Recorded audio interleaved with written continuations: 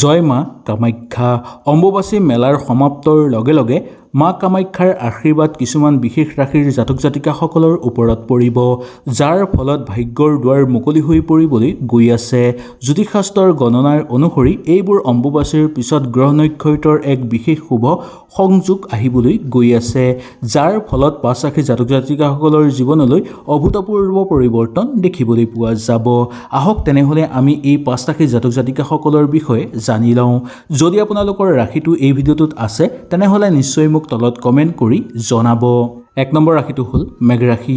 মেঘ ৰাশি জাতক জাতিকাসকলৰ কাৰণে এই অম্বুবাচীৰ পিছতেই আপোনালোকৰ ভাগ্য সলনি হৈ পৰিবলৈ গৈ আছে। সোণালী সময় আহি পৰিছে বুলি ক'ব পৰা যায়। বিগত কেইবা দশকৰ পিছত এনে সংযোগ আহি পৰিছে, যাৰ ফলত আৰ্থিক সংকট আপোনালোকৰ দূৰ হৈ পৰিব, মানসিক চিন্তা আপোনালোকৰ সমাপ্ত হৈ পৰিবলৈ গৈ আছে। তাৰ পিছতেই আপোনালোকৰ মনৰ আশা পূৰ্ণ হৈ পৰিব। মা কামাখ্যাৰ কৃপাত আপোনালোকৰ উপাৰ্জনৰ নতুন নতুন পথ মুকলি হৈ পৰাৰো যোগ দেখিবলৈ পোৱা যাব। যদি আপুনি ব্যৱসায়ৰ লগত জড়িত তেনে ক্ষেত্ৰত ডাঙৰ চুক্তিত স্বাক্ষৰ হ'ব পাৰে বা অৰ্ডাৰ লাভ কৰিব পাৰে, যাৰ পৰা আপোনালোকৰ বেংক বেলেঞ্চ হঠাতেই বৃদ্ধি পাবলৈ ধৰিব। ইয়াৰ উপৰিও কৰ্মক্ষেত্ৰত আপোনালোকৰ কৰ্ম উচ্চ প্ৰশংসা লাভ হোৱাৰ যোগ আছে। আপুনি জ্যেষ্ঠ বিষয়াৰ পৰা আপোনালোকৰ সন্তুষ্ট অনুভৱ কৰা দেখিবলৈ পোৱা যাব, যাৰ ফলত পদোন্নতি বা দৰমহা বৃদ্ধিৰ পূৰ্ণ সম্ভাৱনা আছে।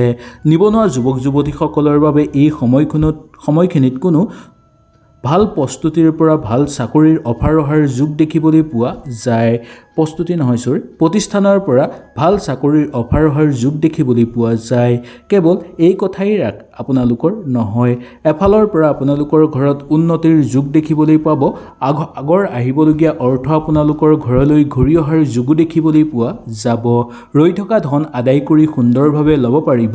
মা কামাখ্যাৰ আশীৰ্বাদৰ ফলত আপোনালোকে যি কামত হাত দিব সেই কামতেই ভাল ফলাফল বা প্ৰশংসনীয় কাম লাভ কৰিব পাৰিব। 2 নম্বৰটো সিংহ ৰাশি। সিংহ ৰাশি জাতক জাতিকাসকলৰ বাবে এই সময়খিনি ডাঙৰ পৰিৱৰ্তনৰ যুগ আহিব। কৰ্মক্ষেত্ৰত আপোনালোকে সুনাম অৰ্জন কৰিব পাৰিব। আপোনাৰ ৰাশিৰ অধিপতি হৈছে সূৰ্য দেৱতা। অম্বুবাচীৰ পিছত গ্ৰহৰ স্থিতি এনে হ'ব যে আপোনালোকে সামাজিক ক্ষেত্ৰত মান সন্মান উপাৰ্জন কৰিব পাৰিব বা মান সন্মান বৃদ্ধি কৰিব পাৰিব আৰু প্ৰতিপত্তি বহুতেই বৃদ্ধি হ'ব আপোনালোকৰ। এই সময়খিনিত দীঘলীয়া ধৰি ব্যৱসায় কৰি থকা লোকসকলৰ কাৰণে ভাল ফল আদায় হ'ব।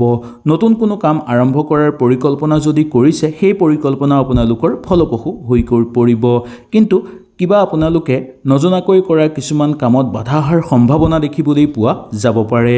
তেওঁলোকৰ সকলো বাধা দূৰ কৰিবলৈ চেষ্টা কৰিব। ঘৰ পৰিয়ালৰ ক্ষেত্ৰত আনন্দময় পৰিৱেশ হ'ব, কিন্তু এটা কথা মনত ৰাখিব যে আপোনালোকৰ ঘৰৰ পৰিৱেশ যাতে কোনো অচিনাকি লোক বা কোনো ঘৰৰ কাষৰ লোকে আহি যাতে বিনষ্ট কৰিব নোৱাৰে তাৰ প্ৰতি লক্ষ্য ৰাখিব। মা কামাখ্যাৰ আশীৰ্বাদত আপোনালোকৰ আত্মবিশ্বাস বৃদ্ধি পাবলৈ ধৰিব, যাৰ ফলত আপুনি যি কামতেই হাত দিব সেই কামতেই আপোনালোকৰ সফলতা আহিব। পৰিয়ালৰ মাজত আপোনালোকৰ পুৰণি বিবাদ দূৰ হ'ব, অন্ধবিশ্বাস সমাপ্ত হৈ পৰিব ঘৰৰ পৰা আৰু অশান্তিও আপোনালোকৰ ঘৰৰ পৰা নোহোৱা হৈ পৰিব। ঘৰখনলৈ সুখ শান্তি ঘূৰি আহিব। প্ৰেমৰ ক্ষেত্ৰত আপোনালোকৰ শুভ ফলাফল দেখিবলৈ পোৱা যাব। আকস্মিকভাৱে আপোনালোকৰ ঘৰত অৰ্থ অহাৰ যোগ দেখিবলৈ পোৱা যাব। শত্ৰুৰ পৰাক্ৰম হ্ৰাস পাবলৈ ধৰিব। ৰাজনৈতিক ক্ষেত্ৰত সুসন্মান অৰ্জন কৰিব পাৰিব। সামাজিক ক্ষেত্ৰত ঠিকা ঠুকলি কৰা লোকসকলৰ কাৰণেও অনুকূল প্ৰভাৱ দেখিবলৈ পোৱা যাব। 3 নম্বৰ ৰাশিটো হ'ল কন্যা ৰাশি। কন্যা ৰাশি জাতক জাতিকাসকলৰ বাবে এই পৰিৱৰ্তনৰ ফলত আপোনালোকৰ বিশেষ কিবা শুভ হ'বলৈ গৈ আছে। জ্যোতিষ গণনাৰ অনুসৰি আপোনাৰ ভাগ্য আপোনাৰ ঘৰত থাকিব আৰু ঘৰৰ পৰিৱেশ আপোনালোকৰ শক্তিপূৰ্ণ হৈ পৰিব আৰু লগতে পজিটিভ শক্তি সঞ্চাৰণ কৰিবলৈ ধৰিব আপোনালোকৰ ঘৰত। যদি আপোনালোকে কোনো কাম বহুদিনৰ পৰা আধৰুৱা কৰি থৈ দিছে সেই কাম আপোনালোকৰ হৈ পৰিব। চাকৰি কৰ্মত বাধা দূৰ হ'বলৈ ধৰিব আৰু এই সময়খিনিত আপোনালোকে কৰ্মত অতি বিশেষ সমৰ্থন আৰু সফলতা অৰ্জন কৰিব পাৰিব। আটাইতকৈ ডাঙৰ কথাটো হ'ল আপোনাৰ হাতলৈ আকস্মিকভাৱে ধনৰ আগমন হ'বলৈ ধৰিব। এই কোনো পুৰণি ধাৰ বা পইচা ঘূৰাই পোৱাৰ হওক, পৈতৃক সম্পত্তি লাভৰো সম্ভাৱনা দেখিবলৈ পোৱা যাব পাৰে। আপোনাৰ অৰ্থনৈতিক স্থিতি মজবুত হৈ পৰিব। শিক্ষাৰ্থীসকলৰ বাবে এই সময়খিনি অতি শুভ বুলি ক'ব পৰা যায়।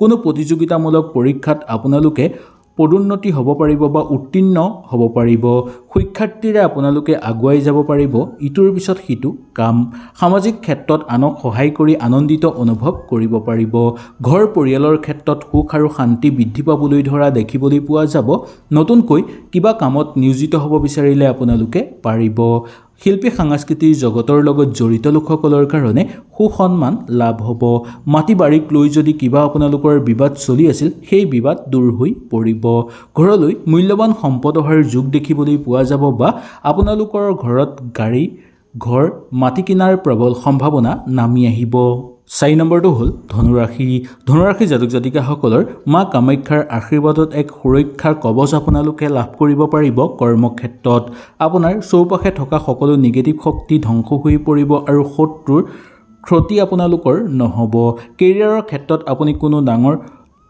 চমৎকাৰ কৰিব পাৰিব বা দেখুৱাব পাৰিব লগতে কৰ্মক্ষেত্ৰত আপোনালোকে সকলো আধৰুৱা কাম কৰি সম্পূৰ্ণ কৰি সক্ষম হ'ব পাৰিব যিসকল লোকে বিদেশলৈ গৈ পঢ়া শুনা কৰিবলৈ বিচাৰি আছে তেওঁলোকৰ কাৰণে অত্যন্ত শুভ হ'ব বিদেশত চাকৰি কৰাৰ সপোন দেখা যদি আপোনালোকৰ পৰিকল্পনা আছে বা সপোন যদি আপোনালোকে দেখিছে সেই সপোন আপোনালোকৰ পূৰ্ণ হোৱাৰ প্ৰবল সম্ভাৱনা দেখিবলৈ পোৱা যাব সামাজিক প্ৰতিষ্ঠানৰ ক্ষেত্ৰত আপোনালোকৰ আগুৱাই যোৱাৰ সুযোগ লাভ কৰিব আৰু ভাল যোগাযোগো দেখিবলৈ পোৱা যাব যিয়ে ভৱিষ্যতে বহুখিনি ক্ষেত্ৰত আগুৱাই যোৱাত সহায় কৰিব মনৰ পৰা আপোনালোকৰ সকলো ভয় শংকা দূৰ হৈ পৰিব আপুনি এক মানসিক শান্তি লাভ কৰিবলৈ সক্ষম হোৱা দেখিবলৈ পাব বন্ধুবৰ্গৰ লগত থাকোঁতে বন্ধুৰ পৰা পূৰ্ণ আশীষ লাভ কৰিব পাৰিব আৰু সম্পূৰ্ণভাৱে সহায় সহযোগিতা লাভ কৰিব পাৰিব সন্তানক লৈ আনন্দিত অনুভৱ কৰিব অৰ্থৰ উপাৰ্জনৰ বাট মুকলি হৈ পৰিব অৰ্থৰ উপাৰ্জনৰ কাৰণে নতুন নতুন সুযোগ আপোনালোকে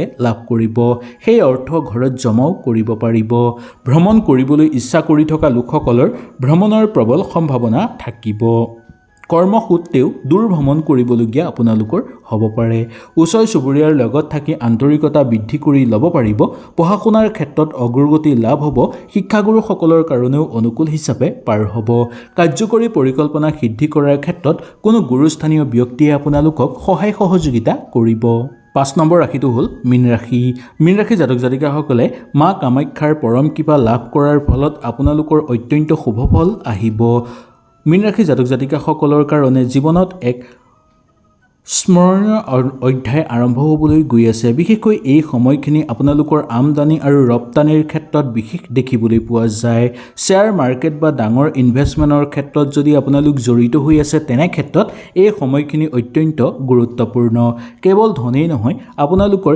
ব্যক্তিগত জীৱনতো অতি সুন্দৰ প্ৰভাৱ পেলাবলৈ ধৰিব স্বামী স্ত্ৰীৰ মাজৰ পৰা পুৰণি ভুল বুজাবুজি দূৰ হৈ পৰিব সম্পৰ্ক আগতকৈও বেছি গভীৰ হৈ পৰিবলৈ ধৰিব যিসকল